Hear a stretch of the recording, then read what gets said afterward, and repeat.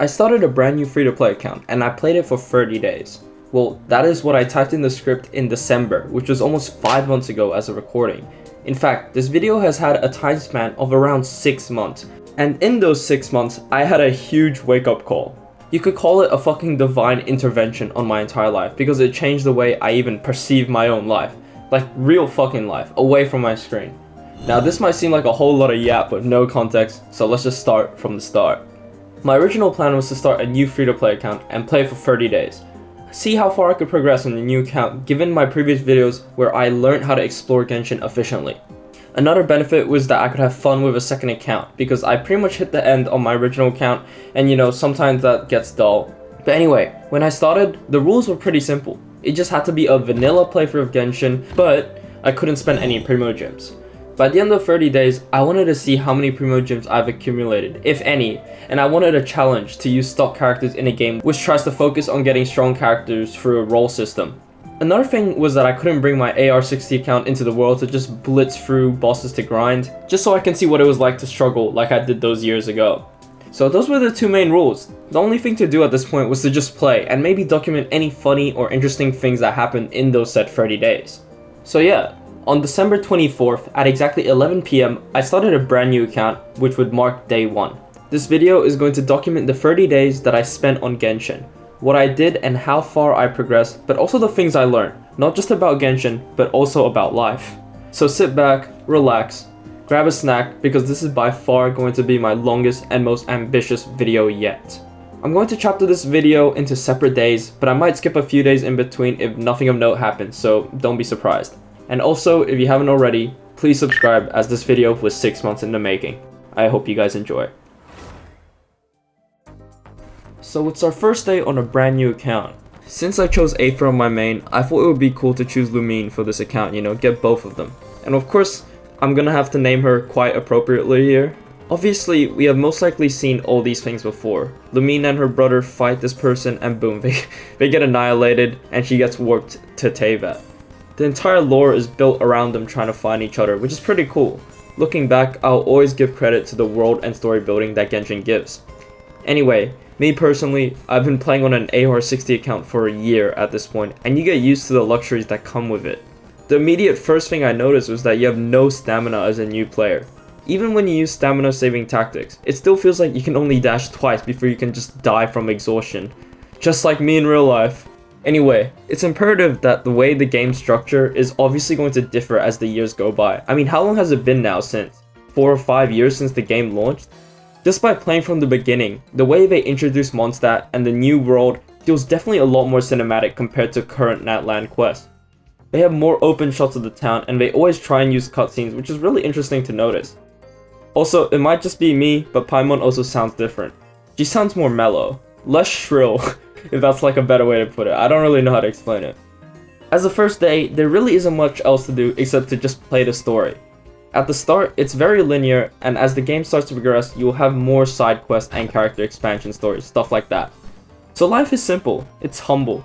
It was super nostalgic and relaxing to just revisit the start of the game, honestly. Other than the story, there was not much I could do other than just try and unlock the map and increase my stamina through upgrading my statue. Eventually, when you progress far enough, you can unlock the wish banner, and that's what I did. I say for this playthrough, standard wishes are permitted because let's be real, no one gives a fuck about standard wishes, so it's whatever. I was super lucky to get Xiangling early since she's one of the best 4 stars you can have. So yeah, that's really most of day 1. Just to note, I might skip a few days from this point because in the early stages, if you progress through the story far enough, you genuinely can run out of stuff to do. At that point, you can only get XP from daily commissions, so yeah, please don't mind if I just start jumping days. It just means nothing of note has happened. Basically, for the first day, I just prioritized completing quests and progressing through adventure ranks as quickly as possible. Maybe by the end of 30 days, we can reach Natlan, but who knows. Alright, I'm gonna summarize days 2, 3, and 4 all in one little bundle, because most of the days in my opinion were pretty uneventful. I'm gonna try and keep this concise and only leave the interesting parts. Again, we just did most of the basic stuff like exploring and story quests. But actually looking back, there are a lot of mechanics that were so prevalent in Mondstadt's story that are just super uncommon in today's stories. For example, a mechanic that is super underused now is Elemental Sight. A lot of the story was driven around finding clues first using Elemental Sight, so it's pretty interesting. And again, I'm not saying that in later stories Elemental Sight isn't used, but let's be real, it has become a pretty forgotten mechanic today. It serves basically no purpose for the day-to-day player, but I could be wrong. If I am, please let me know, but me personally, I've never used it outside of story quest. Another mechanic that's also not used anymore are these attacks that we can use while in glide mode. Again, it's not something that we miss, but it's just a cool little note. And another cool note is the amount of rewards you get as a beginner. It feels like I'm balling, dude. And I feel like they just give rewards for arbitrary things. I probably got rewarded for walking 50 meters left of a teleporter, who knows. You can also rake in so many achievements at the start. And it is pretty satisfying considering how later in your playthrough, achievements become harder to get. So seeing a long list of achievements was pretty nice. But yeah, other than those things, days 2, 3, and 4, again, were pretty uneventful. Just the standard grinding until we could get enough XP to increase our adventure rank. We helped the Valen fly free again, and then finally, this is when things started to get interesting, because on day 5, we could take our journey to Liyue. So we have finally hit the Liyue arc, and I remember the first time I saw Liyue for the first time, and I thought it was magical. This place will always have a special place in my heart, and I mean, this place looks ridiculous. Also, exploring a new land means there are more easier opportunities to increase our stamina through the statues of the 7. It also means that our traveler can unlock our second element, which is Geo. And just a refresher, I'm also trying to not do any rolls on this account. The consequence of doing that is that A, I'm basically bottlenecking myself with fucking 3-star weapons, and B, I have a total of 5 characters to play from. So having a Geo character is basically like having a new character. Just from the fact I could play a new character, I was fucking popping champagne. And also, not going to lie, before I started this account, I've actually never used the Geo Traveler, so I was pretty confused on the mechanics, especially her burst. There were times where I used the Anemo Traveler because I thought the grouping abilities of the Anemo was more satisfying to use. And speaking about combat, I've started to notice that our damage is lacking. I mean, I don't expect to blitz enemies at the start, but I feel like in my original account, when I had both Kaching and Albedo, things were a lot easier. I mean, no shit, right? They were fucking 5 stars. But anyway, I got so desperate, I just started upgrading 3-star weapons and artifacts. I really humbled myself today with this one. But back to the story quest itself. There were times where I was still being hamstrung by my adventure rank, but at this time I also figured out that ley lines are a good source of XP. It's not like resin is a super important thing in the early game, so I used all my daily resin on that. I'm pretty sure you guys know most of the Liyue lore anyway, so I won't go too in depth into it. By day 11, 12, and 13, we were able to reach the climax of the story of us having that huge boss fight with Child. We then stopped a huge monster from destroying Liyue and also helped rebuild the Jade Palace. Additionally, there's also a bunch of side quests that we must do before we actually advance to Inazuma. And on day 15, this is actually where I hit my breaking point on this game. I was so fed up with the lack of damage I was doing on my characters. For example, it took me 10 minutes to beat this boss just to upgrade my characters. It literally felt like I was in some purgatory in my life. I was so pissed at this point, I decided to retcon a new rule. Remember the no rolls thing at the start of the video? Well, not anymore. I'm retconning a new rule. If you have physical wishes, you can roll. You can't use Primo Gems, but the wishes you get for completing the story quest, that's alright. And immediately after I caved, I started rolling for better weapons because I felt like that was the biggest bottleneck in my gameplay. Ignore my crash out. On that note, we're on day 15. Basically halfway through this journey. Probably not halfway through the video, let's be for real, I have a lot to say, but since we are at the halfway point, let's do a stock check of my account. I am currently AR 30 and I'm on the breach of entering the Inazuma storyline. My team and weapons and overall build of my characters are complete dog shit, but to be fair, it's not worth considering until we reach AR 45. Also, if you are still watching at this point, thank you so much, and if you haven't already, please subscribe. Anyway, enough of that, because now we're moving into Inazuma.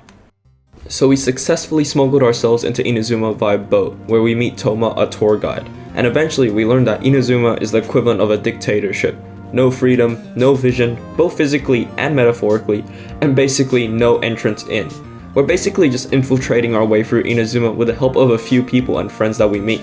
The story is pretty fucking cool, but again, I won't go too in depth into it. There are actually a couple cool things to point out. One, the Raiden Shogun just has the ability to do a fucking domain expansion. Ref, do something! She's opening a fucking reality! 2, if you use the Geo Traveler and you have a walking cutscene, you can just completely fuck some scenes up. For example, here's me just completely blocking Ayaka's path. And also when you just get warped into a story panel, the fucking rock just blocks your entire view.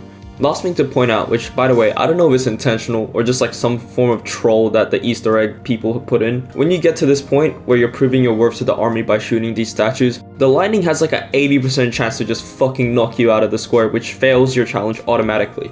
Anyway, after we quote unquote prove our worth, we're able to move on to the story. And in this story, we basically just meet more friends and eventually get to a fucking war zone. Basically, our role here is to contribute to the war and win this land over.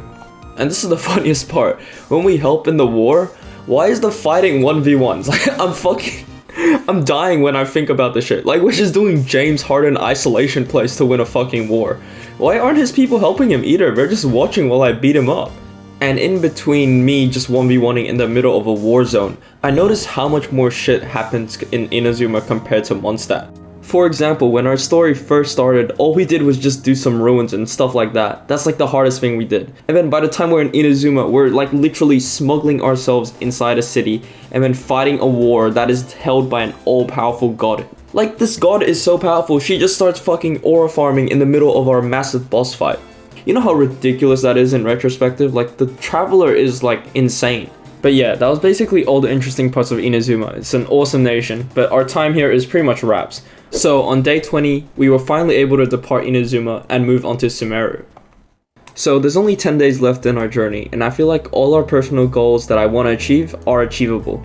By the end of day 30, I want to be AR 45 and have enough roles to have like a 5-star.